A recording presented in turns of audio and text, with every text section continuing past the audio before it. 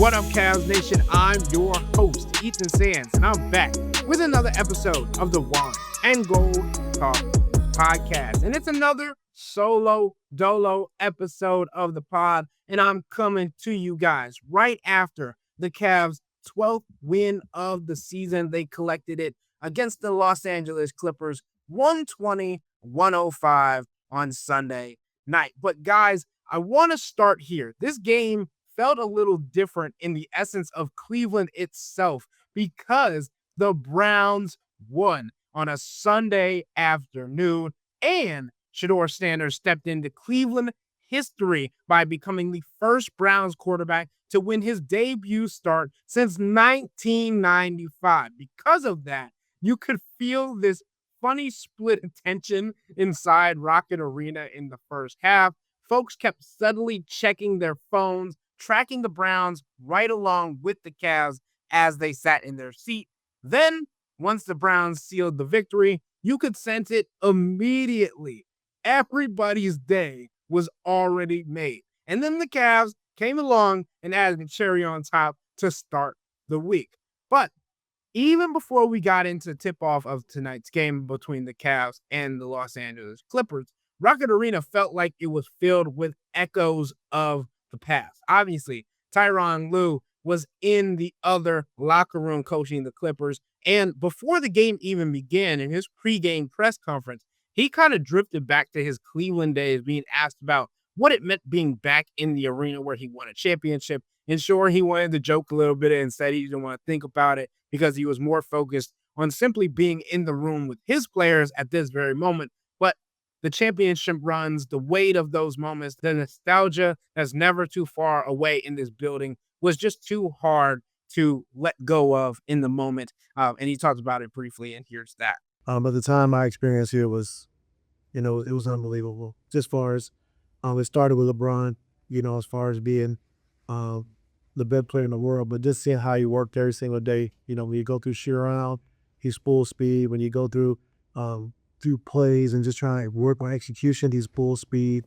Getting everybody to do his full speed, and just it was a breath of fresh air just knowing that you had the best player in the world, but he understands like how important execution is. He understands how important it is bringing other guys along, and we we had the same team for a long time. It wasn't a lot of turnover, so we were able to run our stuff for 4 or 5 years straight. And then we can call a play from 2 years ago. That our guys knew. And so just the preparation, I think, just the durability, Kyrie and K-Love, and just how they had to sacrifice, but understanding it was to win, whatever we had to do.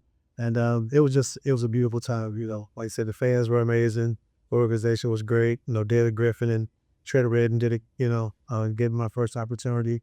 I thought, Coach Black did a great job as well, and so it was just all in all, it was like, my first coaching experience, but it was really good. And it wasn't just Tyronn who got reminiscent on the past. Kenny Atkinson reflected on the early days of his coaching career, dating back to when he was an assistant coach in Atlanta. I was like, a college coach, like coaching every play and, getting in a stance. And I've graduated, a little more of a pro coach now. And arguably the biggest notion that I had coming into tonight's game was that I was going to get to witness, and the entire Rocket Arena crowd and fan base was going to get to witness, Chris Paul's final game in Cleveland after his illustrious career, obviously that has not ended with a championship ring, but we know him to be a winner.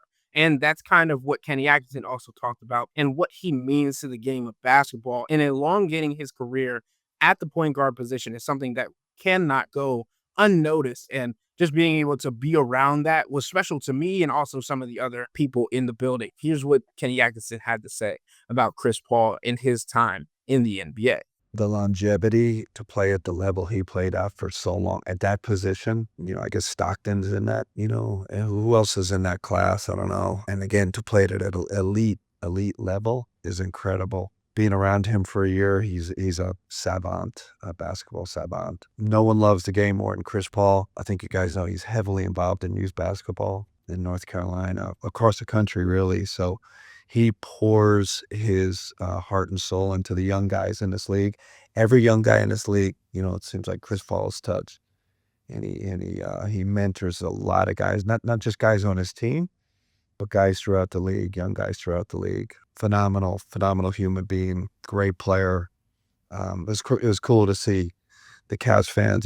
This is like a basketball city. They gave him a heck of an ovation. It was great to see. So yes, if you didn't know, Chris Paul announced earlier this week or last week that he was going to officially retire at season's end. So one more legend making his farewell lap, his farewell tour. But now I want to get into tonight's contest in its entirety and everything surrounding it. So coming into tonight's game, the Clippers were coming off a back-to-back. James Harden had just dropped a franchise record 55 points against the Charlotte Hornets, and Ivica Zubac had eaten the Cavs alive with 20 rebounds in their previous matchup.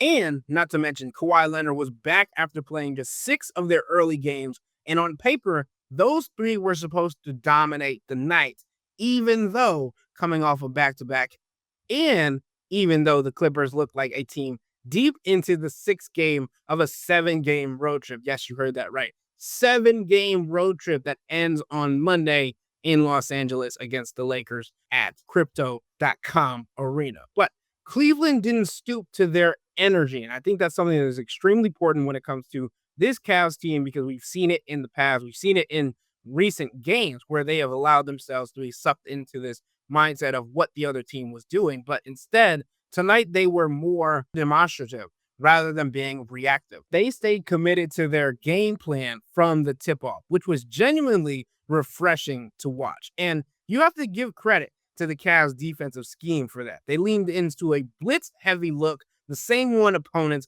have thrown at them all season long, especially early when Donovan Mitchell had to carry more with Darius Garland out. The Cavs defense sent waves at James Harden, throwing multiple bodies at him, with Jalen Tyson, who got 3 early fouls because of how James Harden likes to play, and Dean Wade leading a lot of that pressure. Also, we know that Ivica Zubac was going to do what he had to do, but they had to find a way to be more of a collective when it comes to the rebounding aspect.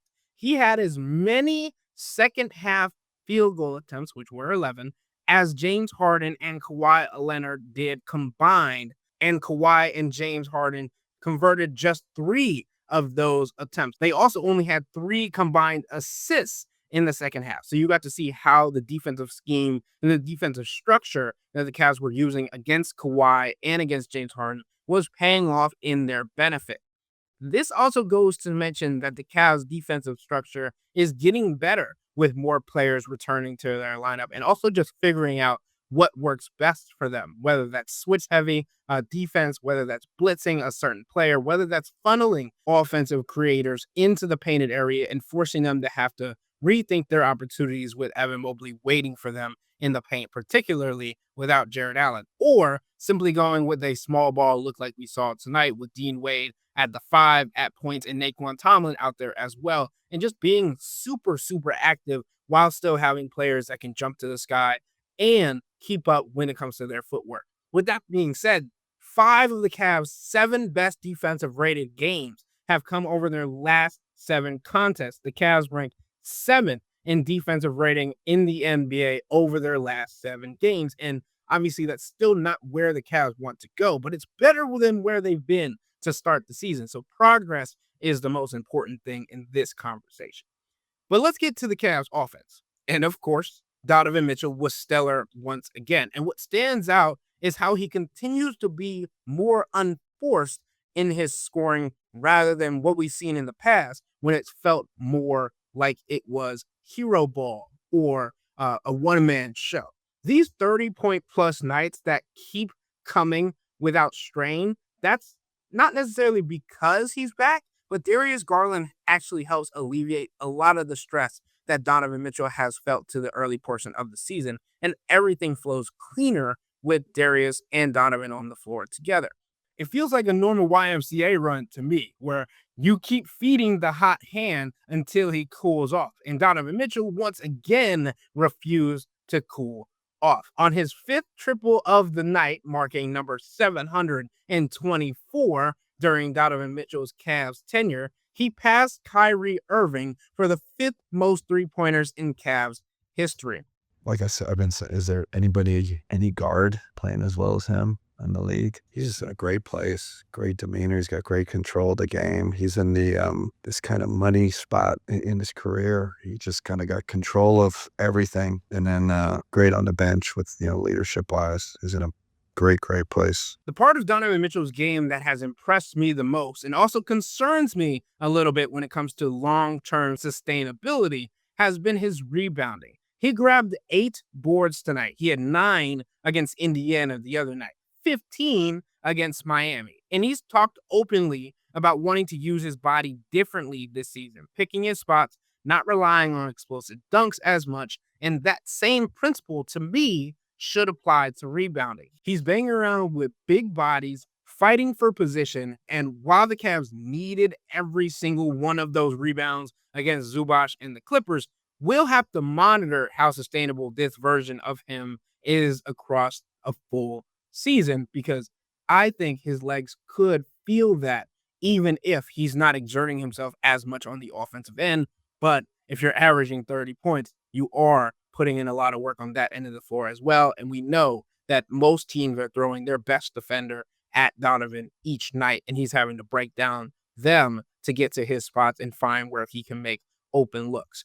The trade-off, though, is powerful because when Donovan rebounds, he can ignite transition immediately. So I do think that there's this give and take when it comes to what is possible for the rebounding aspect of Donovan and just how it helps the Cavs offense, because that means that no outlet pass is needed, right? That's part of why he still kept his teammates involved while dropping 37 points tonight.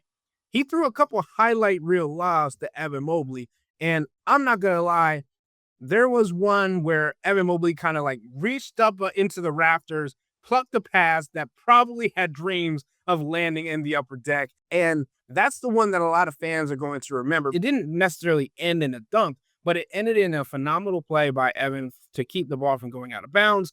And it showcased just the trust that Donovan Mitchell was trying to instill in Evan and the aggressiveness to go and get that and try and make an attempt at the basket all in the same motion was incredible to me. It also came off a block from Evan Mobley, which was nasty as well. So the sequence in itself is memorable. But my favorite connection between the two of Donovan Mitchell and Evan Mobley came in transition when Evan Mobley was sprinting the lane ahead of Donovan Mitchell, and a smaller defender was on his hip trying to prevent him from getting to the basket. And Evan Mobley kind of gave him a subtle bump for just a hair of extra space, and it opened a runway to the rim and a perfect lob angle for Donovan. Like, it wasn't necessarily the lob and the finish that caught my eye. It was the physicality of Evan Mobley, even while running, to keep his balance, to get the body of the defender away from him and allowing himself to create room to just have more space. And I think the aggressiveness, the intentionality of what he was doing is so important as we continue to look forward and try and see how Evan Mobley is going to be used in this offense. And again, having him alongside Donovan Mitchell, a rotation shift that we've talked about in the past on this podcast, is important for his empowerment and what Donovan Mitchell knows he can do, and also understanding that Donovan Mitchell probably is the best partner for Evan Mobley to see that success flourish. And we saw that last year during the 64-win season, but Kenny Atkinson has admitted that maybe they did too much force feeding, but they understand that they now have to change some things to make sure that they are getting Evan Mobley to be the most comfortable and confident heading into the playoffs. Because even if those first couple of stints are important to his growth, making him feel at his peak going into those series is going to be even more beneficial for them. But another play that stuck out to me was when Donovan found Dean Wade. He consistently found Dean Wade tonight, but it didn't necessarily always go in favor of the Cleveland Cavaliers or Dean Wade. Dean Wade finished the game 2 of 6 from the field, 1 of 5 from three-point land, and that just shows you that he was not having success from deep. But it did not matter to Dean Wade. He had missed a few, and Donovan Mitchell still hit him in the corner. And when Dean knocked down his first three-pointer of the night, Donovan took this long strut back on defense, arm out, pointing at him like, I'm coming right back to you. Don't lose confidence. And to me, that's something that's extremely important as a leader. That's extremely important to Dean Wade, because we've talked on this podcast before about how his confidence is extremely important to this team, especially when we talk about involvement on the defensive end, and knowing that he has felt that he's overcome this confidence barrier and being told by Kenny and Donovan on countless occasions throughout the last couple of years just how important his shot is. And to see him still take 5 tonight, I think is a step in the right direction, and it's a positive outlook. But more so than that, Donovan believing in his players and believing in his teammates that they're going to be able to have success is something that we're seeing at the overarching perspective of this team. And we're going to get into more of that here in a minute. But while we're on the topic of passing, I want to talk about DeAndre Hunter. He's been consistently impactful no matter who's been on the floor for the Cavaliers. And we know that this Cavs team has been without a multitude of players throughout the start of the season, obviously notably Darius Garland, Max Strus. Tonight was Craig Porter Jr., Lonzo Ball, Sam Merrill, Max Strus, and Jared Allen. But it hasn't mattered for DeAndre Hunter because he's filled in multiple different roles for this team, and Kenny Atkinson has been able to utilize him in separate ways. Only 2 games this season has he scored under double digits, only 4 under 15. He set a career high in assists multiple times already with 6, and he's stacked up several 4 assist nights, including tonight against the Los Angeles Clippers. I asked him post-game about the uptick in passing, and he paused. You could see he wanted to get the words right. He didn't want to out anybody. He didn't want to be disrespectful. He kind of put his Donovan Mitchell hat on and was very presidential, very politically savvy with his answer.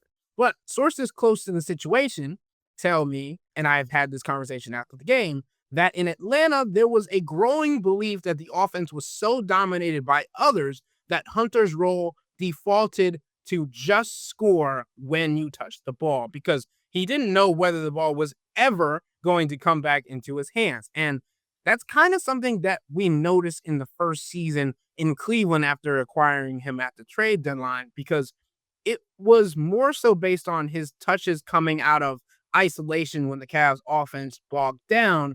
Kenny wasn't really integrating him into the system as of yet. And we got to see that a little bit this offseason, where we saw how Kenny Atkinson was prioritizing getting DeAndre Hunter involved. So now he's on a team where he can trust the guys around him, trust their shot making, trust their reads, trust that if he swings the ball isn't disappearing forever. And to me, that trust is unlocking his overall game when it comes to his shooting and effectiveness, which is consistently great. I mean, tonight he finished with 17 points on 5 of 11 from the field, 4 of 7 from 3. He had 4 rebounds, 4 assists, 1 steal, and was a +4 on the floor for the Cleveland Cavaliers. But to me, it was basically him trying not to say that the Atlanta Hawks didn't have what was necessary for him to feel comfortable to give the ball away. And not only that they were going to be effective with the shot, but also that if they needed to make the right play, he was going to get the ball back. It was more so everybody could end up being a black hole on that roster, and now it doesn't feel that way. And even though they had Trae Young at points, Trae Young can give the ball away, and sometimes that ball never comes back, or Trae Young can go and try and get his own bucket, and we know how that can end up for that team. This is the other caveat to this situation. Donovan Mitchell, who has now been on the Cleveland Cavaliers for some years now, has admitted that coming to Cleveland from Utah made him a better passer because of the talent around him and the structure of Kenny Atkinson's system. I think DeAndre Hunter is reaching that same point in these conversations, and we're watching his full potential get tapped into.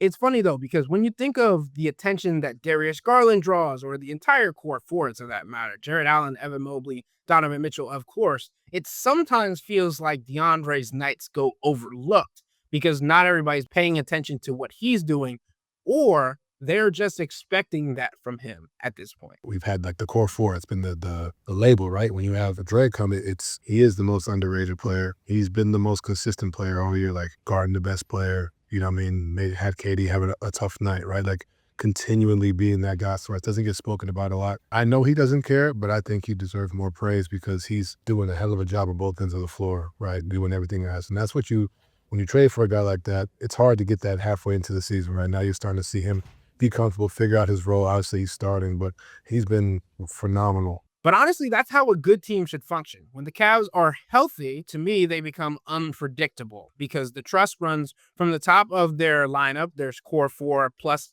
their starting five member now, DeAndre Hunter, to the bottom. And we're seeing that, especially in tonight's game, without as many players as I mentioned earlier in the show. Tyrese Proctor played 17 minutes. Naquan Tomlin played 22 minutes. Luke Travers played 15 minutes. Dean Wade played 23 minutes.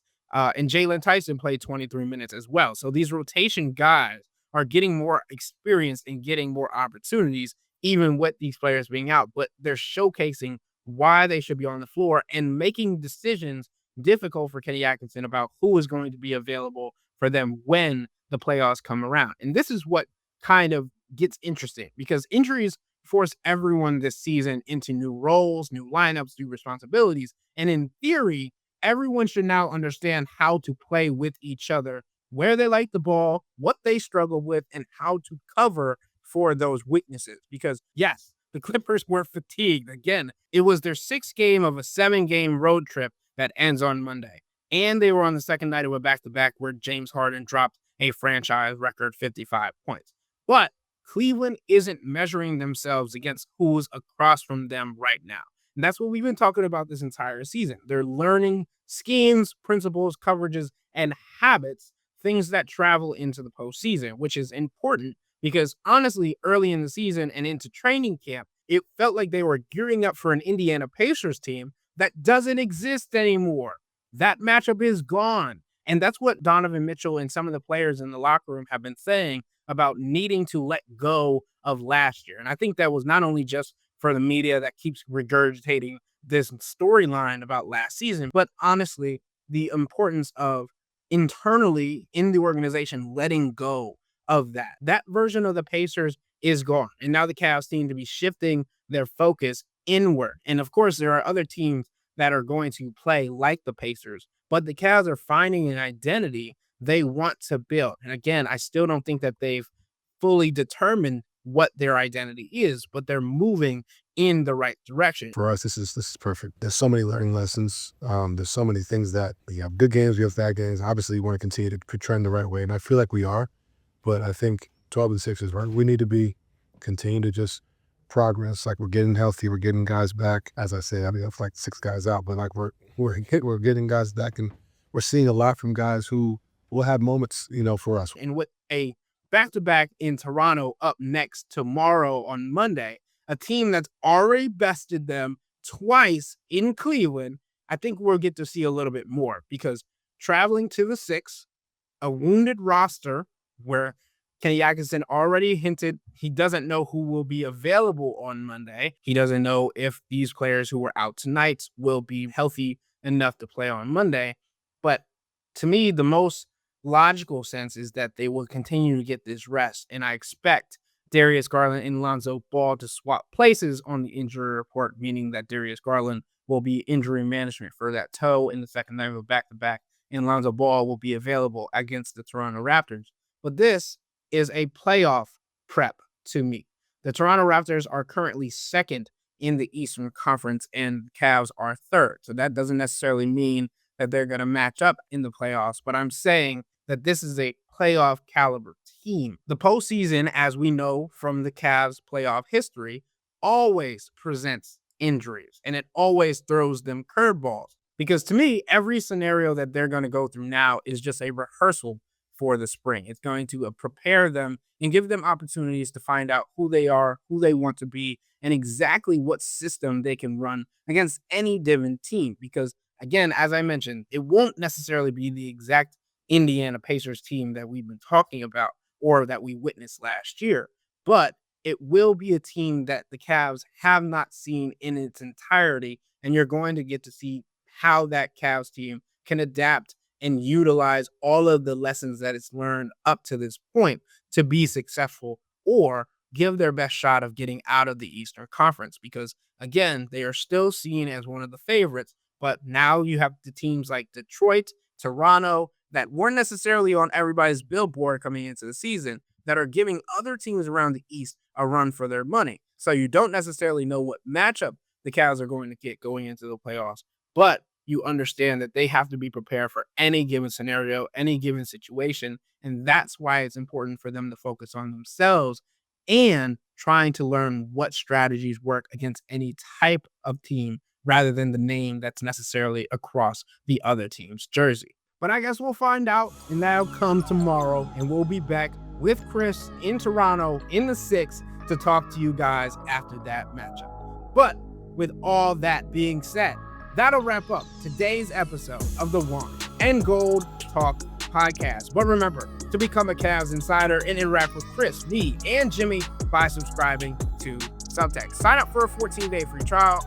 or visit cleveland.com/Cavs and click on the blue bar at the top of the page. If you don't like it, that's fine. All you have to do is text the word STOP. It's easy, but we can tell you that the people who sign up stick around because this is the best way to get insider coverage on the Cavs from me, Chris, and Jimmy. This isn't just our podcast, it's your podcast. And the only way to have your voice heard is through Subtext. Y'all be safe. We out.